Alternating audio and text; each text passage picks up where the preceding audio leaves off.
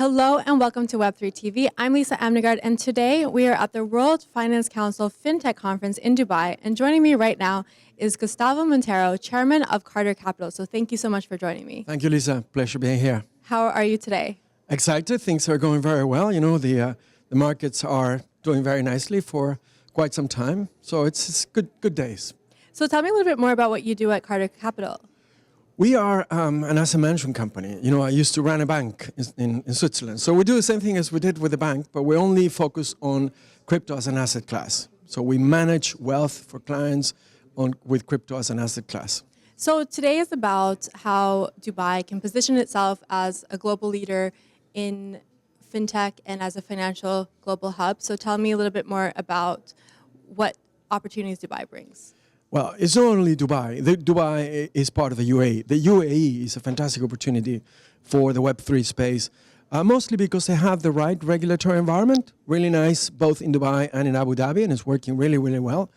That means that companies like mine or other companies can come here and do their business in a very nice way with the right regulatory environment, and also a lot of help from the environment in which you live. Dubai is a fantastic place. I call it a Web3 place myself, Dubai. And you're one of the speakers here today, so tell me a little bit more about what kind of conversations you want to bring forward. Right, so I'm going to be opening the event today. So my idea is just to give the public an idea of the transition we're having between traditional finance and Web3 finance. How is this moving along? You know, there's been a lot of acceleration since the new administration in the US, etc. But this was coming in before that. It's just an acceleration period. So lots of things are changing. I'm talking about those changes today.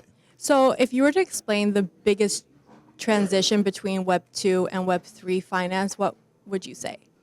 Well, the biggest one is decentralization. We are basically, there are two financial systems operating in the world today. The traditional, run by banks, central banks, and the whole stuff. That's the old stuff. And there's a new financial environment being run through blockchain technology. It's totally decentralized. There are no more bosses. There are no more authorities saying what we have to do. We can then give finance back to the people. And many financial institutions are dabbling into crypto and looking into the Web3 space. But in your opinion, is the ecosystem, financial ecosystem, ready?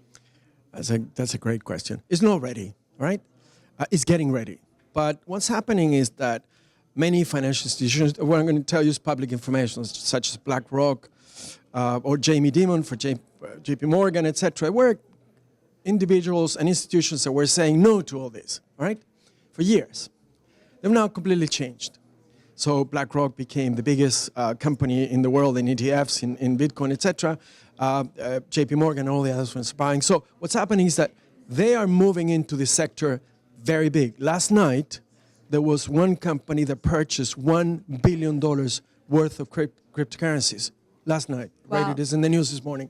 So they're buying it. They're into it. What we need is now to find out the global regulatory environment that will allow this to go even further.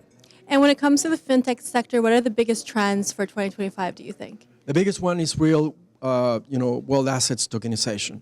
So we're going to start tokenizing buildings, houses, whatever. In my company, Carter Capital, we just started the tokenization of gold. So we have acquired the rights to in excess of $100 billion worth of gold in ground. And last week we issued our new coin.